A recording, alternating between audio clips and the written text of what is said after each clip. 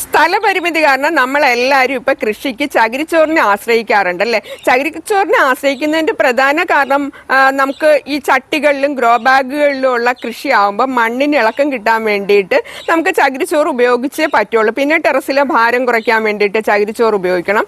അങ്ങനെയുള്ള ആവശ്യങ്ങൾക്ക് വേണ്ടിയിട്ടല്ല നമ്മളെല്ലാവരും ധാരാളം ചകിരിച്ചോറ് വാങ്ങുന്നുണ്ട്, ഉപയോഗിക്കുന്നുണ്ട്. അപ്പം വിപണിയിൽ നമുക്ക് പല തരത്തിലുള്ള ചകിരിച്ചോറുകൾ കിട്ടുന്നുണ്ട്. അപ്പം അത്തരത്തിലുള്ള ചകിരിച്ചോറുകൾ കൊണ്ടുവന്ന് നമ്മൾ ശരിയായ രീതിയിൽ പ്രോസസ്സ് ചെയ്ത് ഉപയോഗിച്ചില്ല എന്നുണ്ടെങ്കിൽ അത് നമ്മുടെ ചെടികൾക്ക് ഗുണത്തെക്കാളേറെ ദോഷമായിരിക്കും ചെയ്യുന്നത്. അപ്പോൾ ഇങ്ങനെ കിട്ടുന്ന ചകിരിച്ചോറുകൾ എങ്ങനെയാണ് നമ്മൾ കമ്പോസ്റ്റ് ആക്കുന്നത് അല്ലെങ്കിൽ പ്രോസസ്സ് ചെയ്യുന്നത് എന്നുള്ള ഒരു വിശദമായിട്ടുള്ള ഒരു വീഡിയോ നമ്മുടെ ചാനലിലുണ്ട് കേട്ടോ.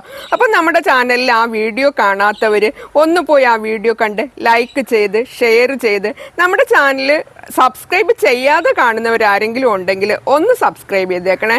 അടുത്തൊരു വീഡിയോയിൽ നമുക്ക് വീണ്ടും